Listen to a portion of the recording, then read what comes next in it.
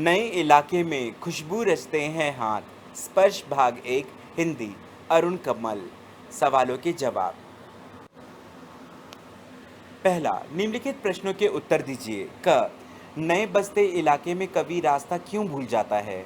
उत्तर, नए बसते इलाके प्रतिदिन नए मकान बनते चले जा रहे हैं। इन मकानों के बनने से पुराने पड़े खाली जमीन, टूटे फूटे घर सब कुछ खत्म हो गए हैं। कवि अपने ठिकाने पर पहुंचने के लिए निशानियां बनाता है, वे जल्दी मिट जाती हैं, इसलिए कवि रास्ता भूल जाता है।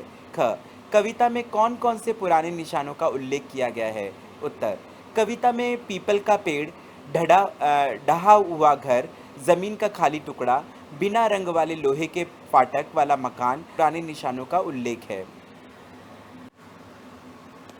ग, कवि एक घर पीछे या दो घर आगे क्यों चल देता है? उत्तर, कवि एक घर पीछे या दो घर आगे इसलिए चल देता है क्योंकि नए इलाकों में प्रतिदिन परिवर्तन आ रहे हैं, उसकी पुरानी पहचान करने का निशानियां मिट जाती हैं।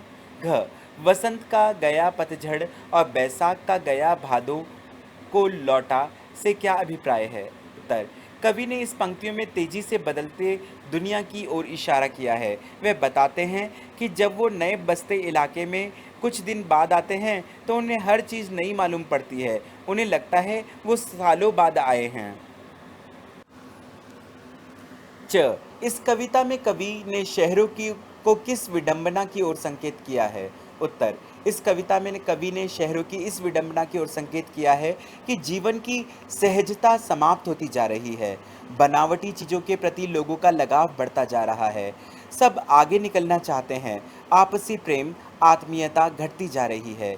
लोगों की ओर रहने के स्थान की पहचान खोती जा रही है। स्वार्थ केंद्रित लोगों के पास दूसरों के लिए समय ही नहीं है। आज की चीज कल पुरानी पड़ जाती है। कुछ भी स्थायी नहीं है। दूसरा, व्याख्या कीजिए। क, यहाँ समृद्धि का भरोसा नहीं, एक ही दिन में पुरानी पड़ जाती है दुनिया। उत्तर, प्रस्तुत पंक्तियों में कवि ये कहना चाहते हैं कि नए इलाके में उसकी समृद्धि भी उसका साथ छोड़ देती है। यहाँ नित नई नई इमारतें बन रही हैं। इस कारण से वह इस नए इलाके का जो रेखा चित्र बनाकर उसे याद रखता है वह हर रोज बदल जाता है। इसलिए कवि को अब अपनी समृद्धि पर भी भरोसा नहीं है। ख, समय बहुत कम है तुम्हारे पास, आ चला पानी ढहा आ रहा आकाश, शायद पुकार ले कोई पहचाना ऊपर से देखकर। उत्तर, प्रस्तुत पंक्तियों में कवि ने समय की कमी की ओर इशारा किया है क्योंकि उसने अपना काफ़ी समय अपने घर को ढूंढने में बर्बाद कर दिया। आज के इस प्रगतिशील समय में हर इंसान प्रगति की सीढ़ियों को पार करने में लगा हुआ है, परंतु कवि अपनी पहचान भी भूल गया है। समय के इस अभाव के कारण वह किसी के भी साथ आत्मीय संबंध नहीं बना पाता है। योग्यता विस्तार। तीसरा, पाठ में हिंदी महीनों के कुछ नाम आए हैं। आप सभी हिंदी महीनों के नाम क्रम से लिखिए। उत्तर, चैत्र, बैसाख, जेठ, आषाढ़, सावन, भादो, क्वार, कार्तिक, अगहन, पूस, माघ, फागुन। खुशबू रचते हैं हाथ। क, खुशबू रचने वाले हाथ कैसी परिस्थितियों में तथा कहाँ कहाँ रहते हैं? उत्तर, खुशबू रचने वाले हाथ दूर दराज के सबसे गंदे और बदबूदार इलाकों में रहते हैं। इनके घर नालों के पास और गलियों के बीच होते हैं। इनके घरों के आसपास कूड़े करकट का ढेर होता है।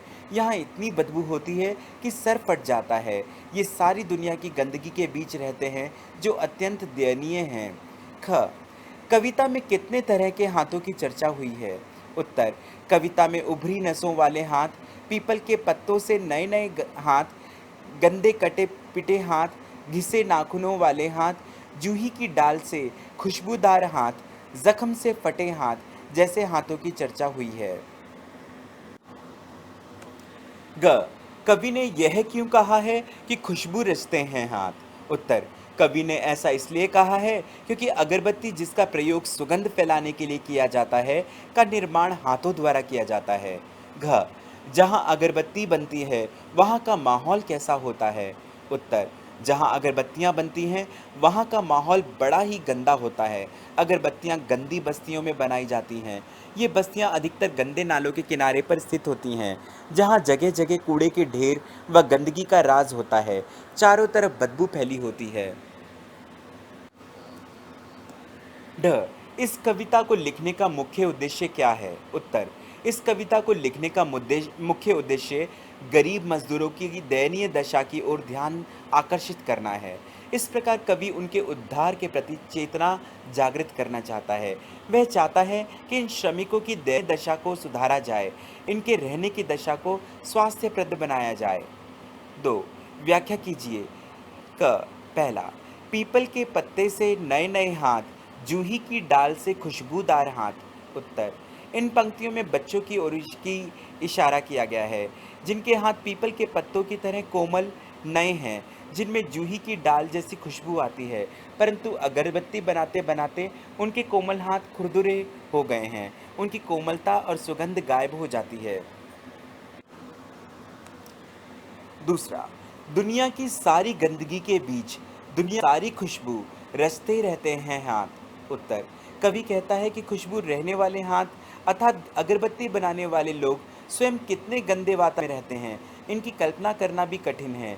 इस गंदगी में रहकर भी इनके हाथ में कमाल का जादू है। ये खुशबूदार अगरबत्तियों को बनाते हैं। ख कवि ने इस कविता में बहुवचन का प्रयोग अधिक किया है। इसका क्या कारण है?